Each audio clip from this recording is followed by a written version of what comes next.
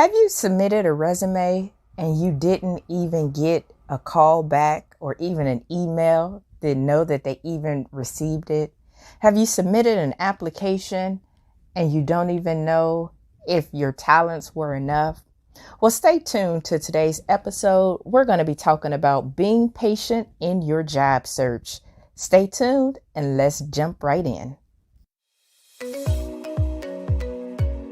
Hi, friends. Welcome to Direct Impact Broadcasting. The network of growth and transformation presents SOS for Leaders, where your host, Tywauna Wilson, will be sharing leadership and personal growth strategies. Let's jump right in.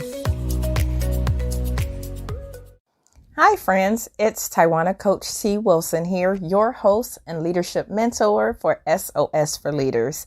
I'm excited to bring you this second part of our series on what a tortoise can teach us about our careers and being patient. There's a quote that says, "Patience is not the ability to wait, but the ability to keep a good attitude while waiting." And that quote ties perfectly into our topic today of being patient in your job search. I understand you are ready for a new opportunity, whether it's a promotion opportunity or maybe it's just another opportunity. And so you're ready to move on, you're ready to move forward. And regardless of your field, it often pays to slow down and focus on moving forward, but moving steadily, like the tortoise, when it comes to your job search. Discovering valuable insights with some of the topics or ideas that I'm going to cover today for you. So being patient in your job search, right? So you are ready to put yourself out there. You're ready to start looking for another opportunity. And I'm going to give you some things to think about as you are being patient. The first thing is conduct a personal inventory. So do some legwork first before sending out applications. Figuring out, of course, what you're good at, what you like to do, what skills you have, what strengths you have.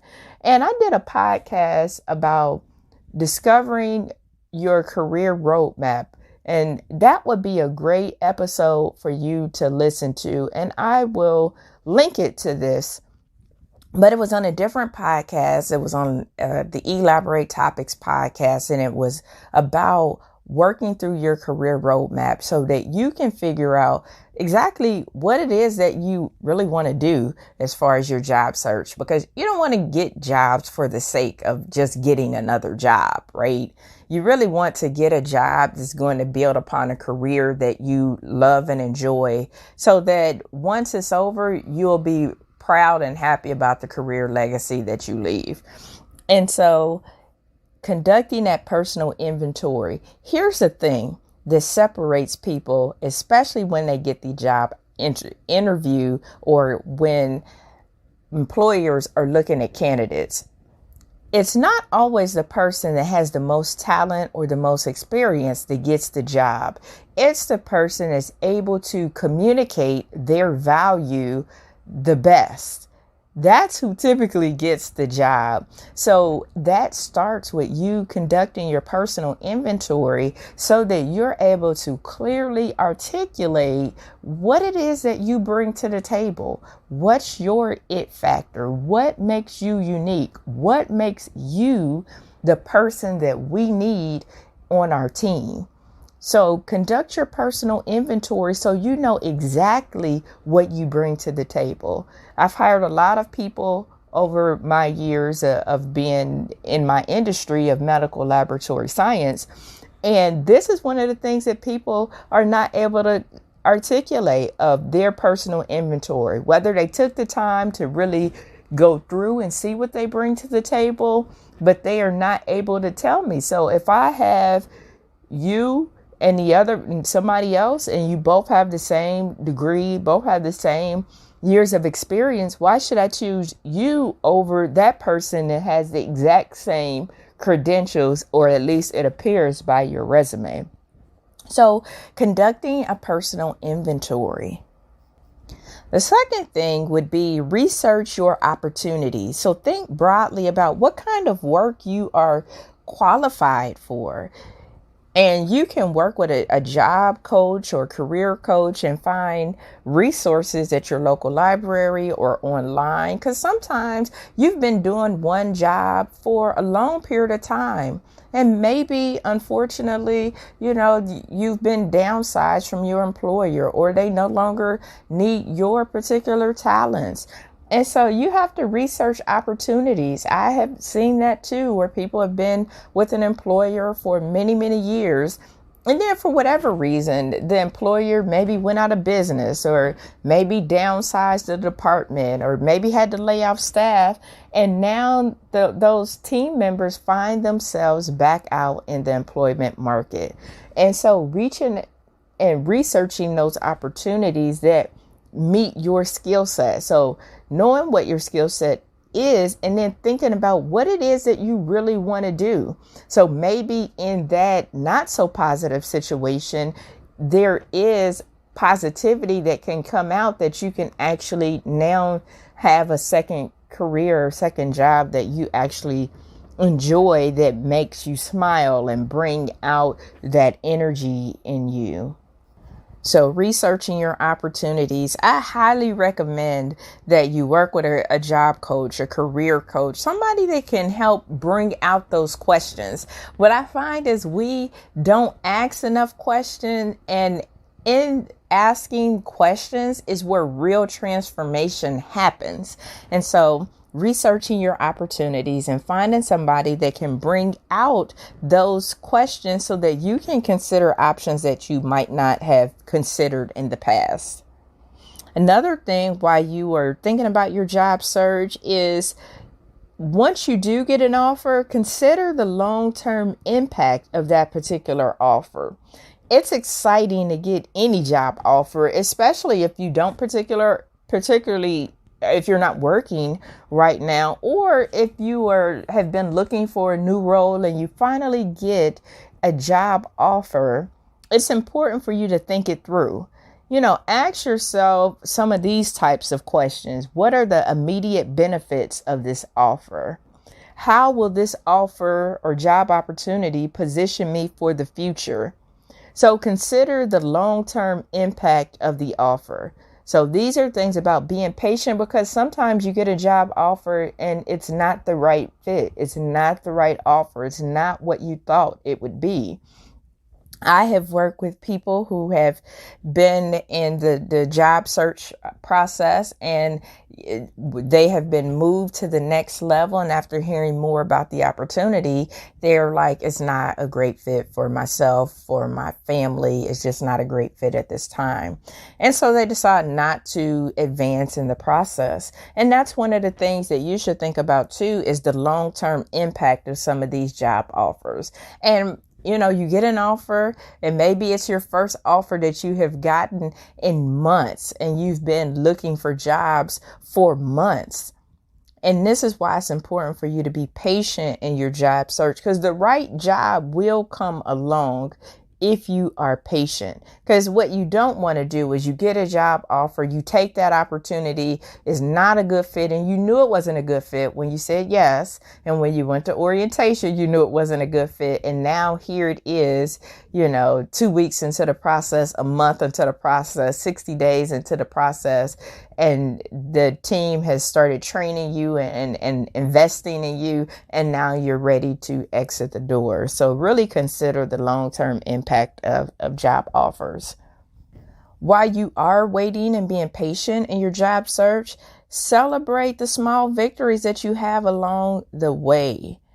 Looking for another role can be tough, especially if you are not currently working. And so I don't know who's listening to this podcast. I don't know if you have a job, you do have a job, or you're just looking for your next opportunity.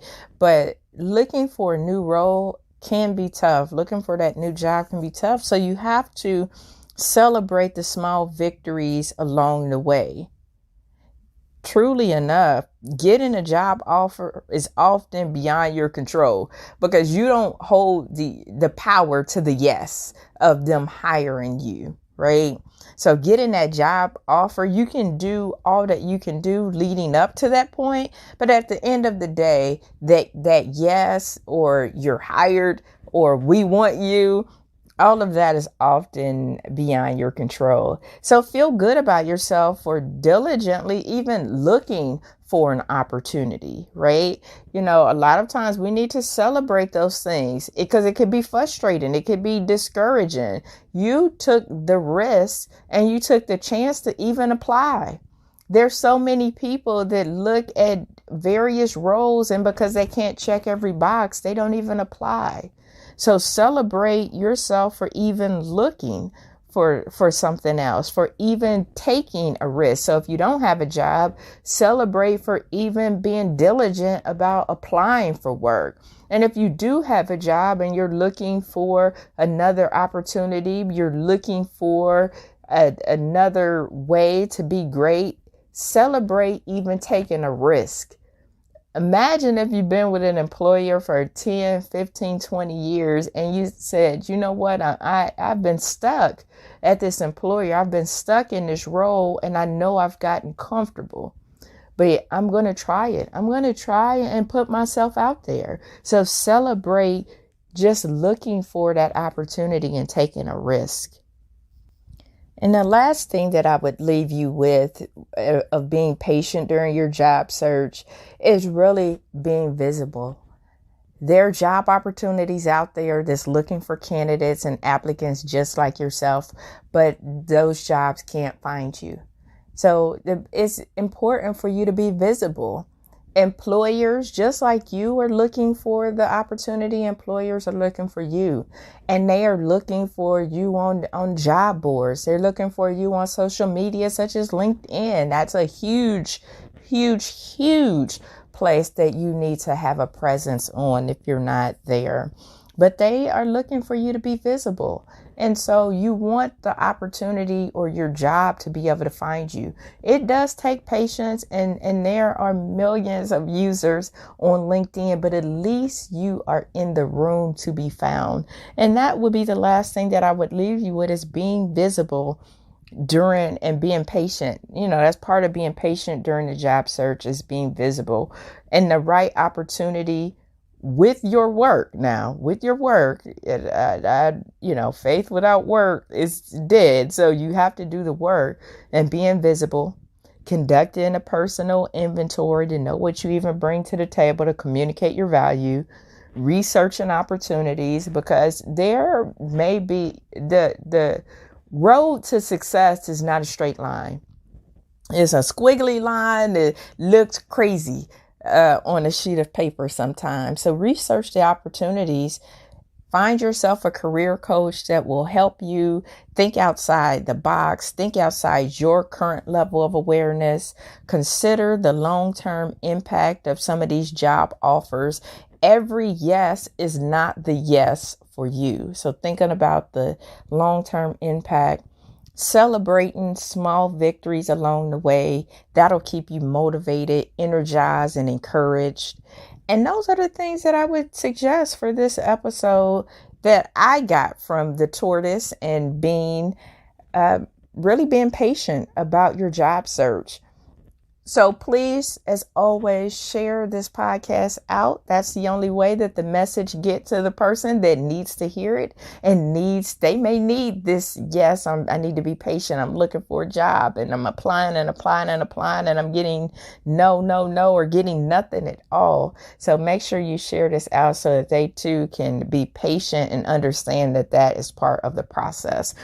Thank you so much for tuning in to this episode. If you missed the first episode in this series, please go to directimpactbroadcasting.com to catch up on this series. Please share it out. Don't forget to tag me, Coach Tee Wilson, Tee Wilson, on all the social media platforms. I would like to know what action you're taking from hearing this podcast, or what did you get from listening to it. Until we see each other again, we talk again, you listen again, have an awesome day. Thank you for tuning in to another episode of SOS for Leaders, where Tywauna shared nuggets of wisdom that you can use to win in life. Follow her on Facebook, Instagram, and connect on LinkedIn. And remember, the secrets of success in your life resides inside of you. When you know what your strengths are, you can utilize them to live an